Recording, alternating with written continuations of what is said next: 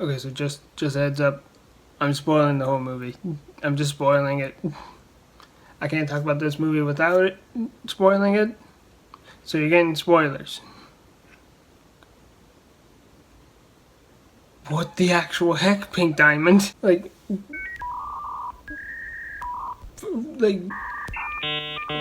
oh my gosh. Banal freaking was supposed to be this friend companion to Pink.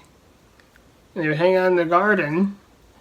And then Pink said, hey, you stay here. I'll be right back after I've colonized Earth. Yeah, you just stay right there. 6,000 years go by. Hey, Pink Diamond doesn't exist anymore. And also he has a son now who has her gem. So there's that. So you know what? I don't think I fully blame Spinel for being pissed off. You made her sit there for 6,000 years. We all knew Pink Diamond wasn't the greatest person, but we thought she was. But like everything points to she's a good person, but she made a few mistakes. She made a big mistake here. A really big mistake. Like a bunch of people, including myself to an extent, wanted the movie to have an unredeemable villain, or rather a villain that didn't get redeemed like every other villain in the show. But after seeing that, or after seeing her story, I'm like, no, yeah, don't not redeem her. I just want this poor thing. I just feel bad. I just feel bad for her, and I just had to get that out of the way. Moving on to something else in the movie. What else do I want to say? Freaking Steven and Greg fused. I was hoping that it would happen, but I didn't expect it to happen. I didn't expect it to happen that way, that quickly, and I did not expect them to look like that. Like ages ago, I had seen someone, and like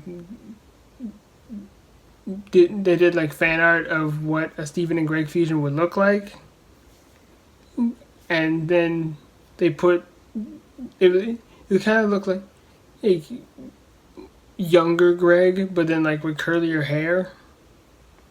And I think he was bigger. But then also they put Jack Black's voice over it. So I'm like, okay, this is it. This is what it has to be. Yeah, it has to be Jack Black as the Steven Universe character. That's Steven and Greg. But then it actually happened in the movie, and he's buff and not at all like either one of them. Not anything like I would expect, but it happened. And it's insane. He's got great hair though. And killer abs. Why does he have abs? I don't get. I don't understand that, but you know what? Whatever. He's cool and he's an epic rocker. Apparently he can make other people float too. That's a thing. And that was super cool. Whatever. I may sound like I'm complaining, but it was actually really cool.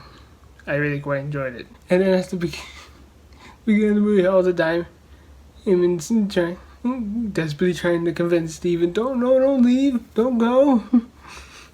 That was actually really cute. That was really sweet and cute, and I liked seeing that. That was nice. Oh my gosh, and the music in this movie is amazing.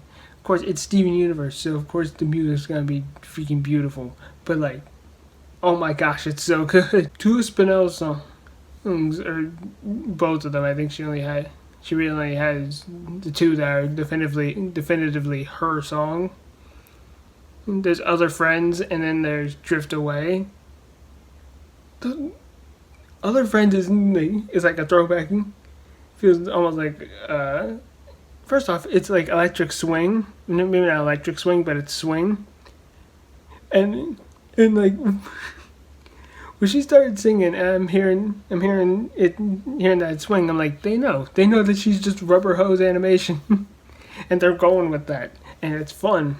And throughout the entire rest of the movie, she's just super. They run with that. They go with how she's animated. She's rubber hose, and she's just super cartoony with the way she does things. And I think that's great. I honestly think that's great. That's awesome. but then also Other Friends feels like a classic Disney villain song. Makes sense.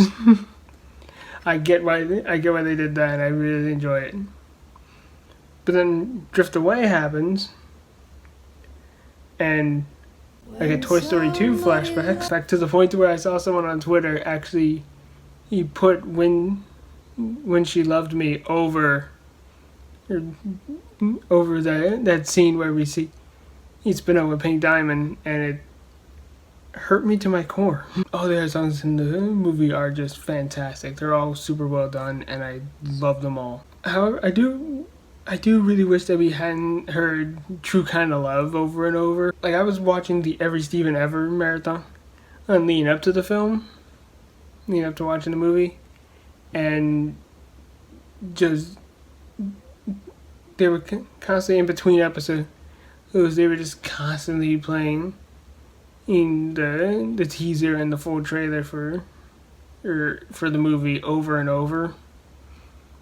And because of that, I just kept hearing True Kinda Love just ad nauseum. And I love the song. I still love the song. I'm not annoyed with it, but just it lessened the impact that it had in the movie because we heard it so much.